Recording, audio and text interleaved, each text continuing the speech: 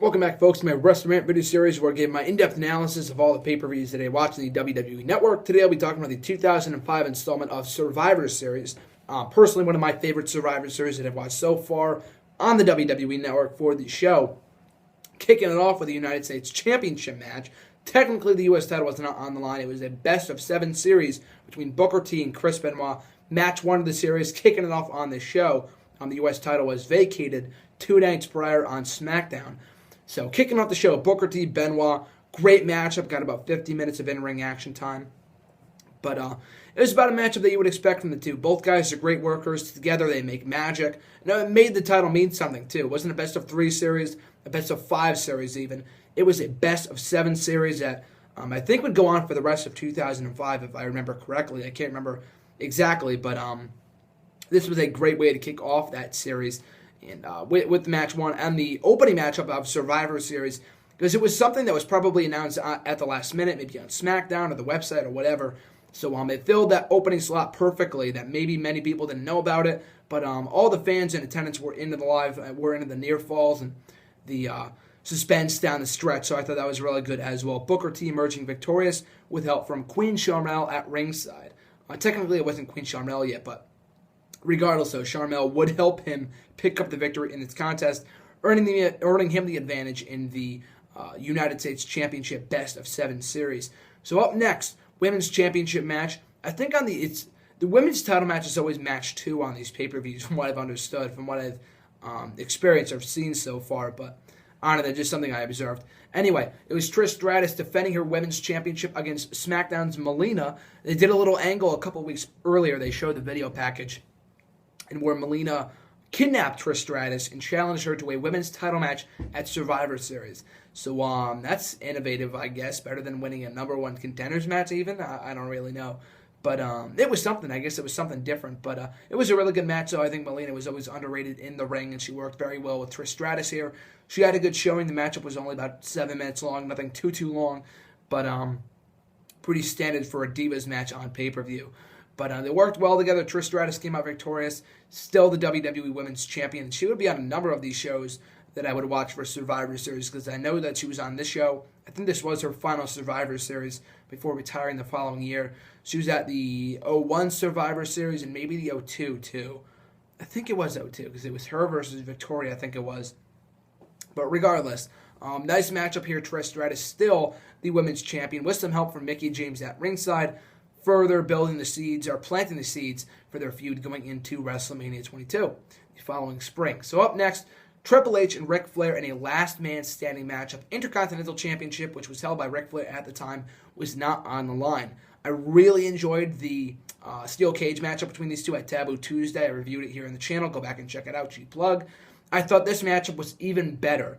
Ric Flair at this point in his career, maybe he wasn't pumping out classics, and he did with Shawn Michaels at WrestleMania, but and I thought this was another great match from him. He wasn't having great matches on the regular, but for a guy of his age, it was extremely impressive for him to be having good matches as often as he was at this point in his career, in the latter half of his career, as he was winding it down. And this was a prime example of that. And these two have always been good friends, and maybe the best of friends make for the best opponents sometimes, and I think that was definitely the case here.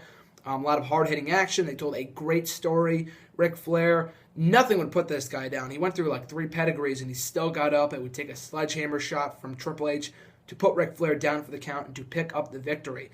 So the matchup, like I said in my Taboo Tuesday review, the IC title had really no business being on Ric Flair. I mean, it was a nice perk for Ric Flair, but the title was really not the center or focus of this feud whatsoever.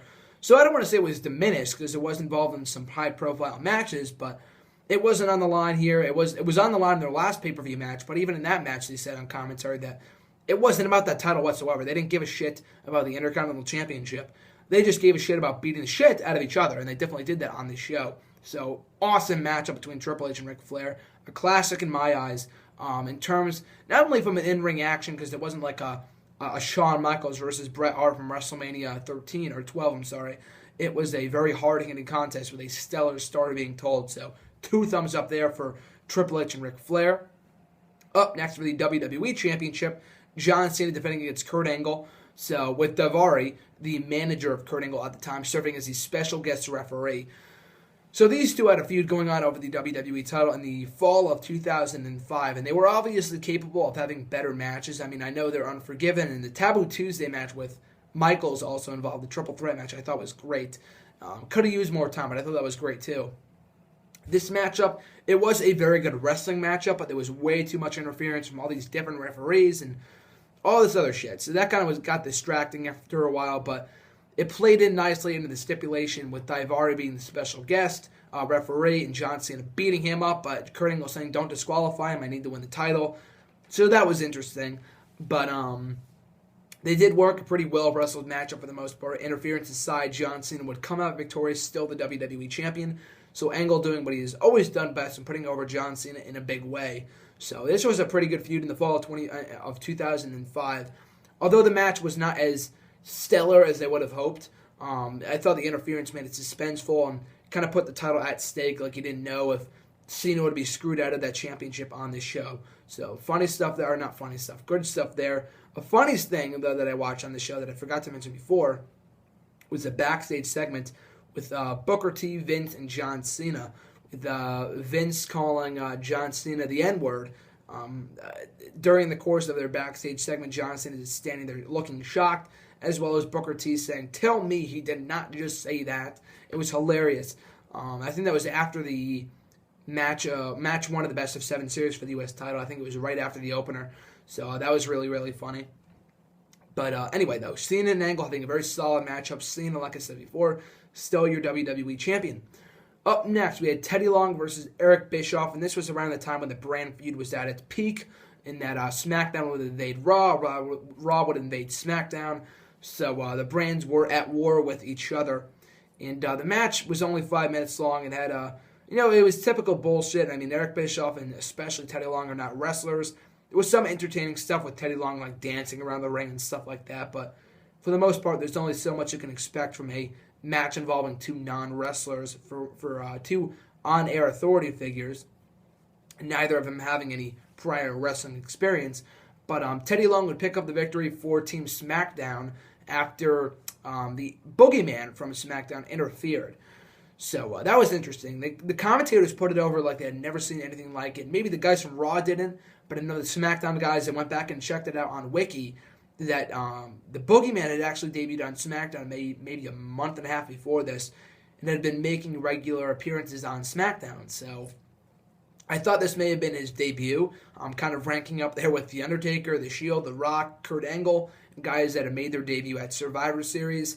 The Boogeyman apparently is not a part of that list because he did debut before this, but the commentators treated it like they had never seen that thing before. But although they did, it was really weird. But regardless, though, the match was what it was. It was all about brand supremacy. No instant classic from Teddy Long and Eric Bischoff, but it was not the worst thing in the world. There was some fun points in the contest, but for the most part, just skip right over it. So we get to the main event, Team SmackDown being represented by Batista, who was the World Heavyweight Champion at the time, Rey Mysterio, JBL, Bobby Lashley, and Randy Orton taking on Team Raw, who was represented by Shawn Michaels, Kane, Big Show, Carlito, and Chris Masters. So no real stipulation here, just two brands going at it with each other. The crowd didn't really know who to cheer for at times because there were guys in both teams that were fan favorites and heels and whatever else. I don't know if people in the crowd that night were really attached to one show over the other. Raw was obviously the favorite over SmackDown, but maybe even one can argue that it was too late in the brand split for these two shows to be feuding because it didn't feel like a real feud. I mean, it was better when the two feuds were feuding then than it was like in 09 or 2010 of bragging rights. By that point, it was like there's no point. Like no one really believes that these two shows really hate each other when they do super shows every other week. So regardless, there was some meaning to the matchup down the stretch. Batista was really oddly eliminated early. I mean, he had the kayfabe injury, but I was surprised to see that. It actually came down to Randy Orton and Bobby Lashley too was also eliminated. I think he might have been the first one eliminated out of everybody, and they were trying to build him up as some big guy, and I thought he would have been one of the last ones remaining too. I guess not. So that was interesting. But Kane and Big Show, I think they might have been. I don't know who was eliminated first from their team, but Carlito and Masters, who were kind of up and comers at the time, got a nice rub out of teaming with Shawn Michaels and being involved in a pay-per-view main event. But once again, much like in 2003, it came down to Randy Orton and Shawn Michaels. Randy Orton, in the end, would emerge victorious again for the third consecutive year as he's still Survivor. So a big win for SmackDown, a big win for Randy Orton, kind of cementing him as Mr. Survivor Series. And then after the matchup, the whole Team SmackDown and the entire SmackDown roster would come down to celebrate with Randy Orton before the return of The Undertaker occurred. The first time we had seen Undertaker in about a month or so. I think he was taken out in No Mercy a month before this. So about a month and a half to 2 months later, The Undertaker is back at the same show that he debuted at 15 years prior. So that was really cool. But The Undertaker just laying waste to everyone on SmackDown, which was entertaining. But because I knew The Undertaker was coming back, I remember that moment. But we got down like the 2-minute or 1 minute mark. I'm watching the time count down on the WWE Network, and The Undertaker's not coming back. Like, that part was really rushed, in which he took out everybody, which was ridiculous. I mean, realistically speaking, but I mean, it was supposed to make Undertaker look strong, whatever. So it was what it was. But I mean, it went by really, really quick. They should have made that. They should have drawn that out a little bit more than they did. But the whole match itself, I thought, was very entertaining. There was a lot of cool spots. The young guys got a nice rub, like I said before.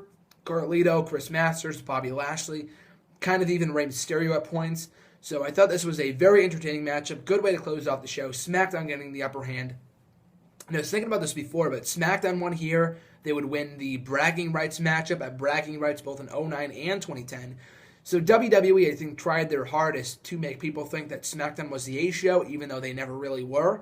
I mean, maybe a point can be made for maybe 02 or 03, but for the most part, no one ever really saw SmackDown as being superior to Raw in terms of like viewership and stuff like that. In terms of like precedence and whatever else, and in the eyes of the fans. But it was a great matchup. It was a good way to go off the show. A lot of brand supremacy stuff on the show, so I enjoyed that aspect of it. So that being said, I thought this was a great show. A lot of enjoyable aspects about it. The opener I thought was very entertaining, fun matchup between those guys, between Booker T and Benoit. Divas match was what it was. Triple H and Ric Flair I thought was a very strong matchup. Great story told. Definitely go out of your way to watch that. John Cena and Angle, very good wrestling matchup. Teddy and Bischoff, fine for what it was. A throwaway matchup, but not horrendous. And then the main event was also very entertaining as well. So a very nice, well-rounded show on the most part.